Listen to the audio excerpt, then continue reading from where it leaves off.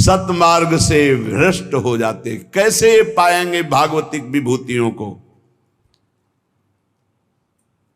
जो दिव्य विभूतियां प्रकट होती हैं संतों में, साधकों में, योग को 8 अंग में वर्णन किया गया है, अष्टांग योग। उसमें सबसे पहला आता है यम, नियम। तो पहला यम, यम ही 5 प्रकार के होते हैं। अहिंसा, मन वाणी शरीर से किसी को दुख ना पहुंचाना। सत्य, वचन से सत्य, आचरण सत्य और मनन सत्य। जिसकी मन वाणी और आचरण एक होते हैं उसे योगी कहते हैं। जिसके मन में कुछ और, वचन में कुछ और, क्रियाएं कुछ और, वो भोगी होता है, संसारी। आस्ते, किसी के चोरी न करना। और ब्रह्मचर्य, अपरिग्रह, ये यम है पहला, योग का पहला यम है ये। यम 5 प्रकार, अहिंसा, सत्य, आस्ते, ब्रह्मचर्य, अपरिग्रह।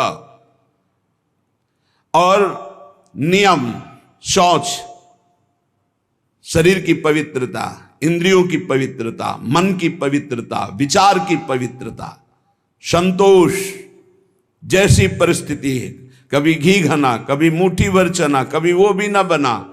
तपस्या, काम, क्रोध, लोभ, मोह, मद, मत्सर, इनके ताप को, अंदर की जलन को चुपचाप मौन होकर सह जाना। स्वाध्याय शास्त्रों का, ईश्वर प्रणिधान, अपने इष्ट पर दृढ़ निश्चय, ये नियम है। अष्टांग योग की शुरुआत ही इसी से होती है। यम, नियम, फिर प्राणायाम, प्रत्याहार, ध्यान, धारणा, समाधि। जिसकी नींव में यम नियम है वही अष्टांग योग के महल को खड़ा कर पाता है और वही यम नियम की परम सिद्धियों को प्राप्त होता है। आजकल जैसा लिखा है, यम नियम से कोई मतलब नहीं, योग का ढोंग किया जाता है। यम नियम ही अहिंसा, सत्य, आस्ते, ब्रह्मचर्य, अपरिग्रह, यम, शौच, संतोष, तपस्या, स्वाध्याय, ईश्वर प्रणिधान, यही पूर्णता को प्रदान कर देंगे। ये बिल्कुल नहीं होते। इसलिए मान सम्मान रुपया की प्राप्ति के लिए योग का झूठा नाटक हो सकता है, लेकिन परमात्म समाधि में प्राप्त होने के लिए जो योग है वो यम नियम से प्रारंभ होता है। जिसके जीवन में यम ही नहीं है, नियम नहीं है, वो कैसे योगी हो सकता है? किसी भी मार्ग का पति को ये दो तो होते ही हैं सब में, यम और नियम। चाहे वो किसी भी मार्ग का, किसी भी संप्रदाय का हो, अगर अहिंसा, सत्य, आस्ते, ब्रह्मचर्य, अपरिग्रह, शौच, संतोष, तपस्या, स्वाध्याय, ईश्वर प्रणिधान नहीं तो है क्या फिर जीवन में? सच्चे बनो, नकली मत बनो। आचरणों की सत्यता ही साधुता की प्रमाणता है। तुम्हारे आचरण कैसे हैं?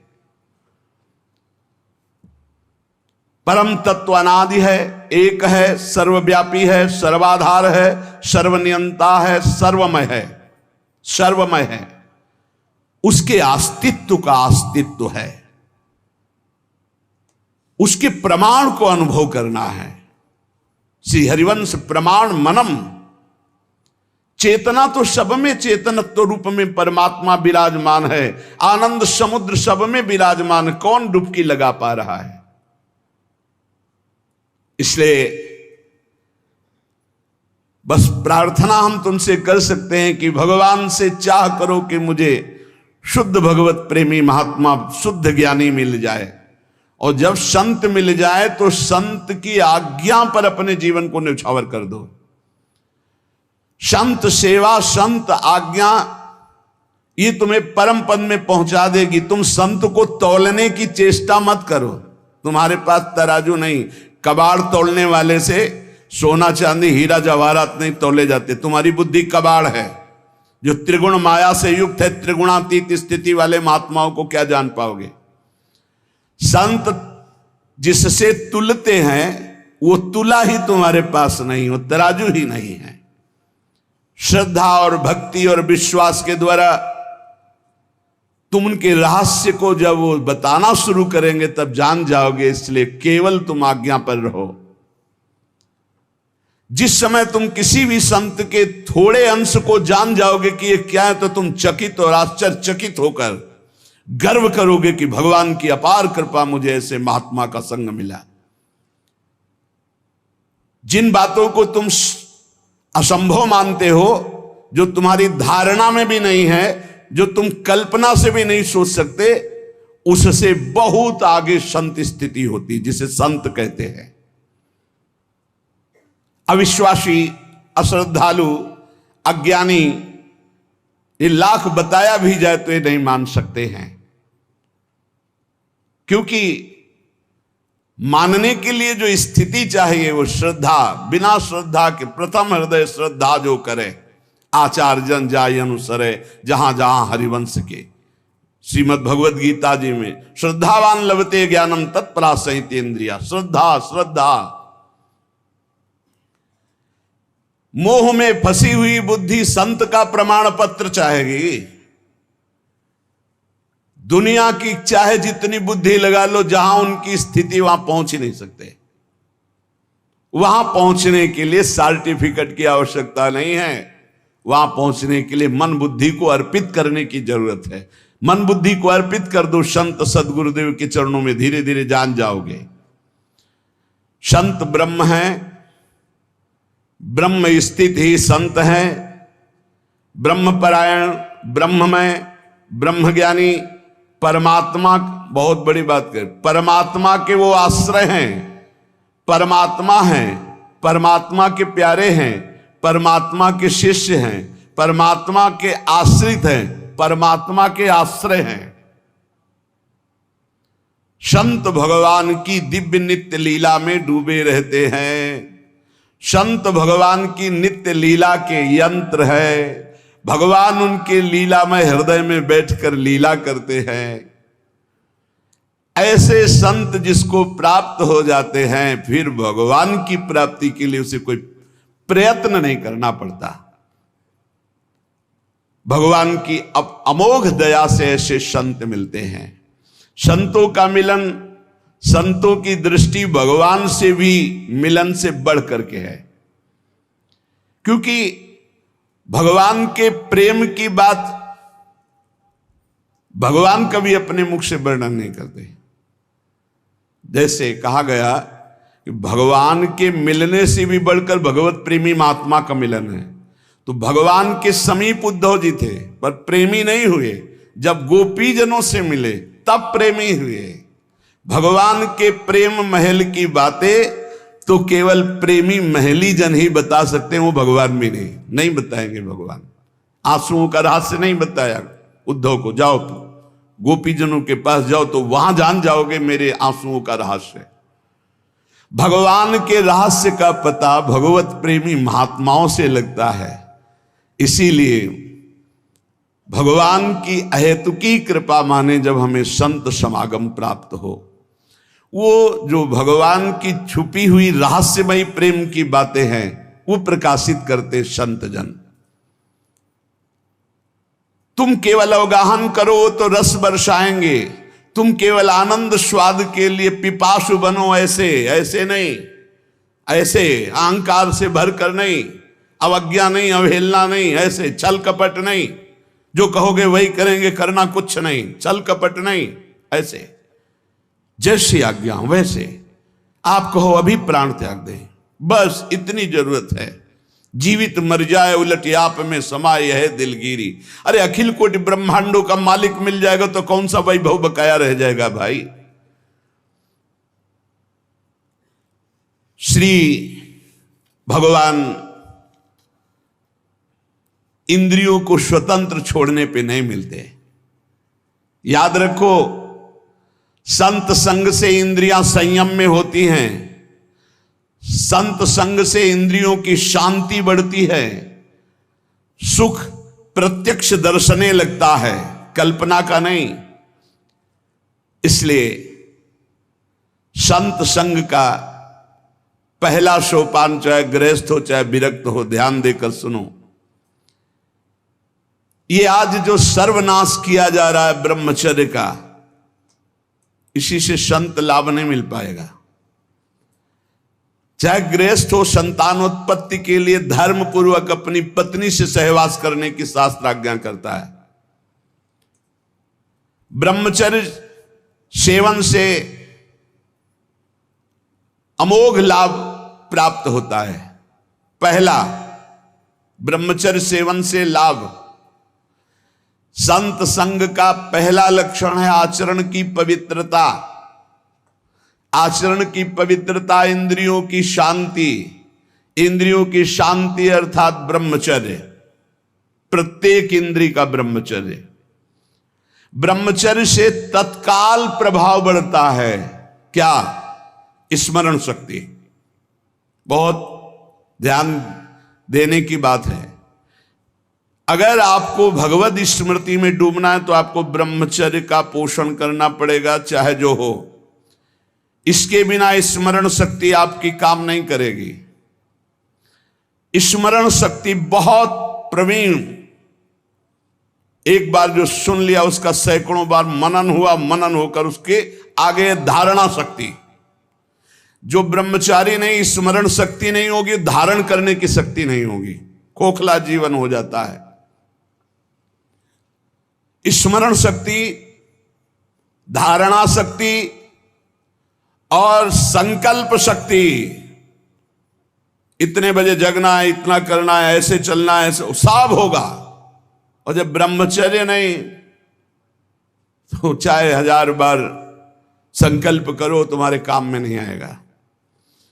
स्मरण शक्ति, धारणा शक्ति, संकल्प शक्ति, इच्छा शक्ति जिसे कहते, और उत्साह शक्ति और शरीर शक्ति, ये शक्तियां उसके अंदर प्रकाशित होती हैं जो ब्रह्मचर्य का पोषण करता है। स्मरण, धारण करना, जो संकल्प नियम ले उसका अक्षरशः पालन करना, और उत्साह बना रहना, और शरीर में स्फूर्ति रहना।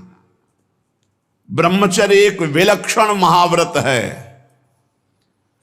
ब्रह्मचारी का सौंदर्य प्रस्फुटित होता है।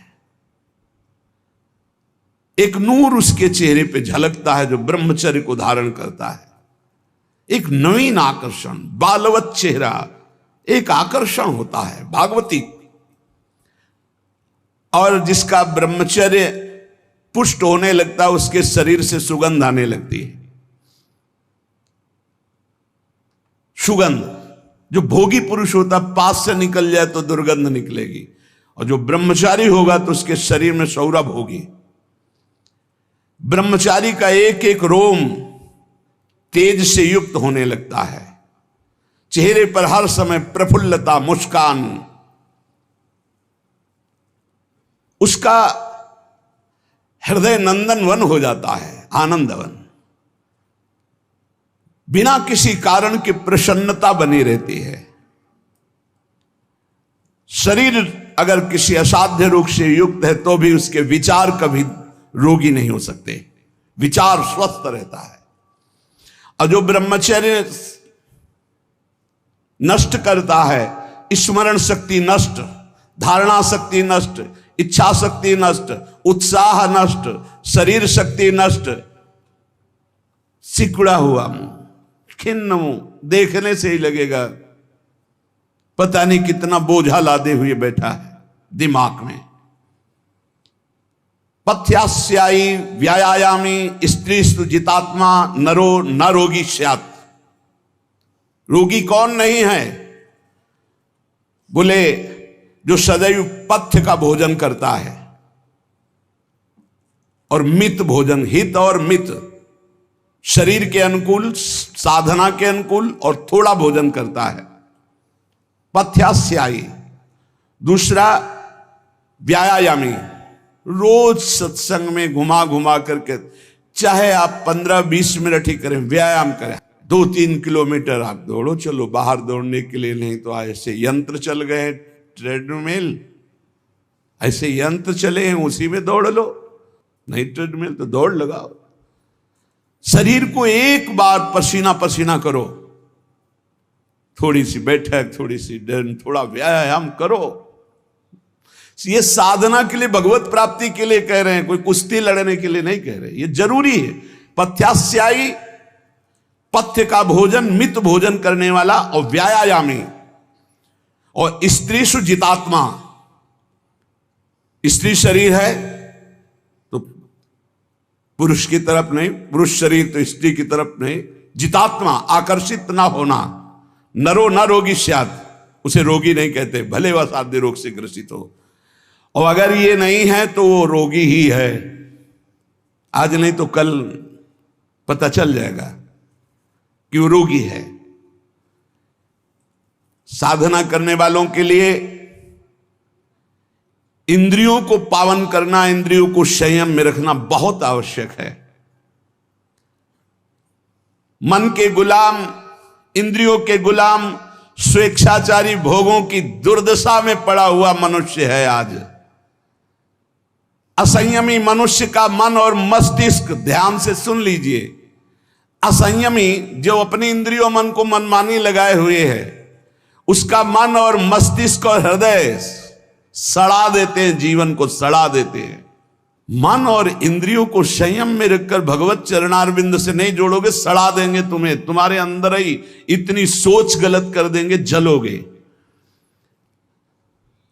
जो ब्रह्मचर्यहीन है, मनमानी आचरण करता है, ध्यान से सुनो। पहला लक्षण अशांत, दूसरा कहीं मन न लगना, अस्थिर चित्त, तीसरा अस्वस्थ, चौथा मलिन स्वभाव, हीन स्वभाव। किसी भी कार्य को कह दो सबसे पहले ना, उत्साहहीन, हर कार्य के लिए बोझा मानना, ना कर देना, सदा के लिए भय का डेरा पड़ जाना अंदर। ये देखो शास्त्र है, ये महापुरुषों के द्वारा लिखा हुआ, जिन्होंने अनुभव किया सबके मनों में अपने मन को मिलाकर। इंद्रियों का जो असंयम है वो हर तरह से मनुष्य को नष्ट कर देता है। लोग अंदर का सुधार नहीं करते। जहां जहां असंयम है वहां वहां अशांति है, दुख है, बेविचार है, संयम विहीन जीवन, शुष्क उदासहीन पशुवत जीवन है। पूर्ण ब्रह्मचर्य तो देश का, समाज का, आत्मा का, सबका परम लाभ, अपना परम लाभ। चाहे गृहस्थ हो चाहे विरक्त, जरूरी है अपनी शक्ति को नष्ट करना, आवश्यकता के अनुसार धर्मयुक्त प्रयोग तो ठीक है। हम तो प्रणाम करते हैं उन गृहस्थों को जो गृहस्थ होते हुए ब्रह्मचर्य का नियम वृंदावन में लिए हुए और दूर दूर जगह देशों में रहते हैं और ब्रह्मचर्य का नियम लिए हुए। एक तो परिवार अमेरिका में है, आए हुए हैं कुछ समय से, भी हम वृंदावन में सत्संग में भी होंगे। सब सुविधा, अमेरिका जैसे देश में रहने सब सुविधाएं, और बड़े ही सरल सात्विक वृत्ति से, और हितधाम में कसम खाई थी ब्रह्मचर्य की कि हम दोनों मिलकर के कसम खाते हैं कि आज के बाद ब्रह्मचर्य रहेंगे। कैसा जीवन! अपने तो कितने ऐसे परिवार हैं, हम तो उनको प्रणाम करते हैं जो एक साथ पति पत्नी रहकर संयम पूर्वक जीवन व्यतीत कर रहे हैं। बलिहारी भगवान की असीम कृपा है, जिसके संग का डर बना रहता उसी संग में रहकर दोनों निकल गए। कितनी बड़ी अहेतुकी कृपा! ये है आश्चर्य, ये है आश्चर्य। रात दिन एक साथ रह रहे हैं, फिर भी कसम खा के ब्रह्मचर्य रहे हैं। कितनी अपार कृपा श्री जी की! कैसा मन कर देती है श्री जी, नहीं तो बहुत कठिन है, बहुत कठिन है। वही जानते हैं जो इस मार्ग में चलते हैं। जो आचरणहीन है, जिसका भोजन ठीक नहीं है, अब लाख बार कहा जाता है सतोगुण भोजन करो, सात्विक भोजन करो। बाजार का ये अमुक चीज आनी चाहिए। कितने ऐसे बाजार की पैकिंग की चीजें निकलते हैं जिसमें कीड़ा रेंगते हुए चलते हैं। आप फिर पता नहीं कौन सी बुद्धि लोगों में फैल रही है कि घर का दाल रोटी बना करके नहीं खाएंगे, बाजार का आना, ऑनलाइन आना चाहिए। ऑनलाइन में हो जाओगे, हाँ ऑनलाइन में ही चले जाओगे। बहुत समझो सावधान, खान पान, नहीं तो ऑनलाइन में बुद्धि घूमेगी। श्री जी में चित्त लगाने के लिए थोड़ा ऑनलाइन से हटो, थोड़ा सा अपने चित्त को सुधारो। हम कह रहे हैं जबान में अगर सात्विक भोजन केवल जाएगा तो भजन में बहुत रुचि होगी, संयम से रह पाओगे। ये बावरे नहीं थे पुराने संत महात्मा जन की जो सात्विक ब्रजवासियों का अन्न या भिक्षान्न या सात्विक, देखो 10 दिन केवल देखो, शुद्ध दाल रोटी पाओ, मूंग की दाल वाली रोटी पा लो, फिर आप देखो भजन करके, और 2 दिन जरा इधर उधर होटल का पाके देखो, फिर देखो कैसा है। कोई भी कहीं भी हो, सात्विक वृत्ति से अपने घर का भोजन करो, कम से कम दाल पानी से धो लिए हो। और वैसे तो शुद्ध क्या रह गया, इतने केमिकल गेहूं में डाले जाते हैं, वो सब आकर के शरीर के ब्लड प्रेशर को, हृदय को, कई तरह के रोग पैदा करें। अब किसको किसको समझावे। गाय के गोबर आदि से जो फसल होती थी, बहुत 8 मन या 10 मन होते थे। हम किसान के घर में पैदा हुए तो हमें पता है। अब 40 मन 50 मन होती है। तो जब 8-10 मन पैदा होती थी तो सरकारी अस्पताल के बाद स्कूल हमारा था, तो सरकारी अस्पताल के डॉक्टर आते थे, बीच मैदान में कुर्सी डाल के बस हवा खाते रहते थे, कोई मरीजे नहीं होता था। गांव में बुखार आया, 2-4 दिन काढ़ा पिया, ठीक हो गए, अस्पताल जाने की जरूरत नहीं होती थी। और आज अस्पताल में आप चले जाओ तो भीड़ लगी हुई है। क्यों? सब खान पान बिगड़ा हुआ है। तो जो ब्रह्मचर्य पालन करता है, रोग से लड़ने की सामर्थ्य आती है, शोक स्पर्श नहीं कर सकता, मोह पर विचार करने की सामर्थ्य आती, प्रमाद स्थिति नहीं रहती, अकर्मण्यता नहीं रहती, अकाल मृत्यु नहीं होती, ब्रह्मचारी कभी विचारों से दरिद्र नहीं होता है, चिंता नहीं होती, उसके हिंसात्मक वृत्ति नहीं होती, द्वेष नहीं होता, ईर्ष्या नहीं होती, अशांति नहीं होती। ब्रह्मचर्य समस्त दोषों का नाश कर देता है। तमोगुण रजोगुण का विकार, काम क्रोध लोभ मोह मत्सर अभिमान, इन शत्रुओं को पराजित करने के लिए, आत्मा आनंद में स्वराज्य पर स्थित होने के लिए इंद्रियों का संयम ब्रह्मचर्य अत्यंत आवश्यक है। ब्रह्मचर्य का विमल प्रताप प्रकट होता है। वीरवान बलवान होता है, विद्वान होता है, तपस्वी होता है, मनस्वी होता है, त्यागी होता है, तत्व चिंतन परायण होता है। ब्रह्मचर्य में अलौकिक अमानुषिक शक्ति जागृत हो जाती है। अमानुषिक ऐसा कैसे हो सकता है? हो सकता है क्योंकि ब्रह्मचर्य है, क्योंकि भगवत मार्ग का पथिक है। उस शक्ति, उसकी शक्ति के सामने संसार को आश्चर्य असंभव जान पड़ता है। देश का अभ्युत्थान, अपना अभ्युत्थान, समाज का अभ्युत्थान एक ब्रह्मचारी ही कर सकता है, व्यभिचारी नहीं। तो ये मूर्ख लोग ये नहीं समझते कि तुम इंद्रियों की गुलामी स्वीकार करते हो या स्वतंत्रता, मन की गुलामी स्वीकार करते हो या स्वतंत्रता। स्वतंत्रता किसे कहते हैं अभी जाना नहीं। मनमानी आचरण को तुम स्वतंत्र कहते हो कि मैं जो चाहूं, कितने मिनट स्वतंत्र हो जरा देखो, 1 सेकेंड भी नहीं। हर वृत्ति तुम्हें गुलाम बनाए हुए है। क्या इंद्रियों का गुलामी कभी स्वतंत्र हो सकता है? विचार करो, स्वतंत्र कौन है? स्वतंत्र है जो संयमी है, संतोषी है, जितेंद्री है। याद रखो, ब्रह्मचर्य सेवन ही प्रभु प्रेम और आत्मज्ञान की नींव और स्वच्छ मार्ग है। शरीर में सहने की सामर्थ्य ब्रह्मचर्य से आती। गर्मी सर्दी बरसात मान अपमान निंदा स्तुति, ये ब्रह्मचर्य से सहने से। ब्रह्मचारी को सबसे पहले अपनी रसना पर नियंत्रण रखना आवश्यक है। जबान पर, जबान बिगड़ी सब बिगड़ा। गंदे आचरण वाले, जिनको पवित्रता का ज्ञान नहीं, जिनको केवल अर्थ पिशाच हैं, नाना प्रकार की अपवित्रताएं करके तुम्हें भोजन परोसते हो, गरम गरम तुम्हारे सामने आया, तुम अमृत समझ के खा रहे हो, तुम्हारी बुद्धि नहीं खराब हो जाएगी? सबसे पहले सतमार्ग में चलने वाले को इस रसेंद्री को मारना होता है। रसेंद्री, ये जीत गए, सब जीत गए।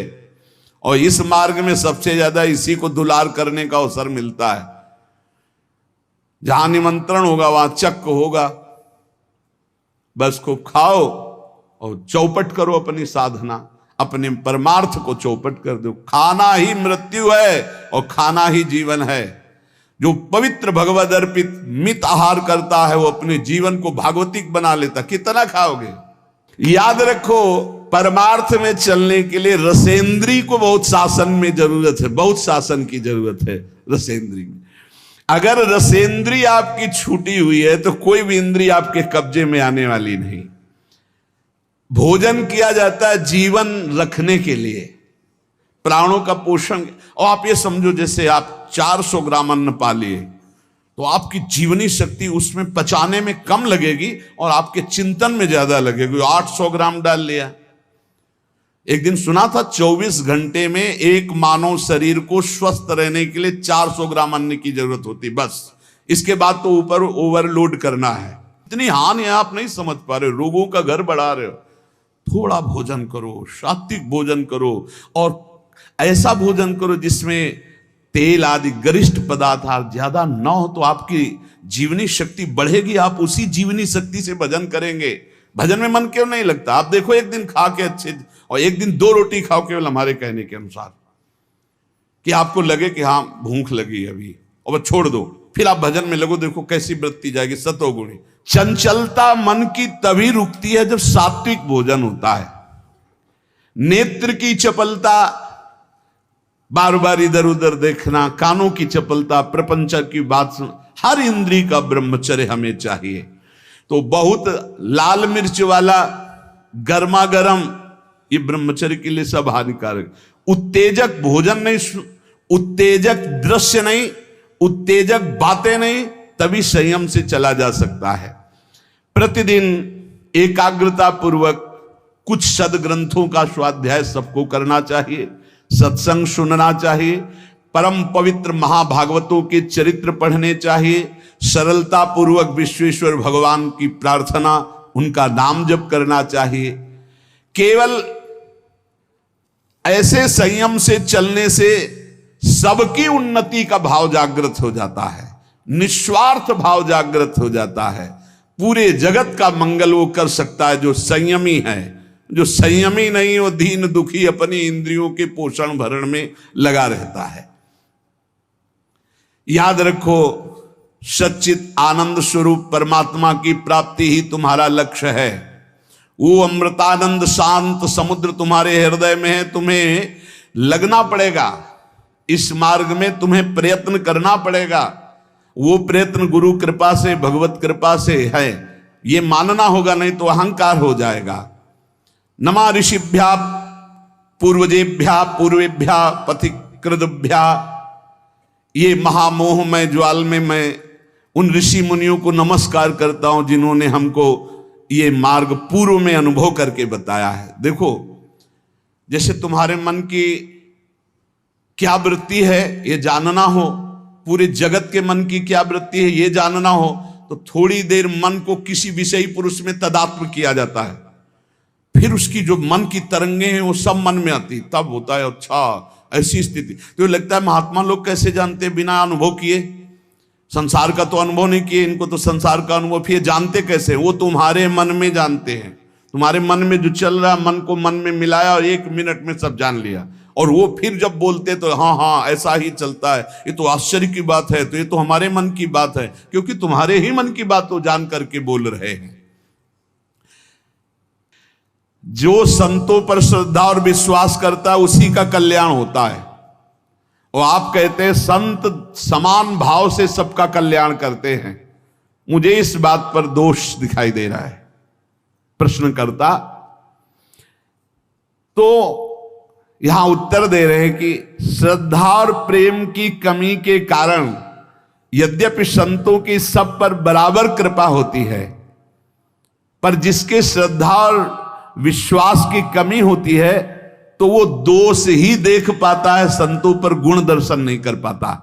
जैसे सूर्य बिना किसी पक्षपात के सबको समान प्रकाश देते हैं, पर दर्पण में प्रतिबिंब पड़ता है और सूर्यकांत शीशा में भी सूर्य का प्रकाश पड़ता है, तो दोनों में अंतर है।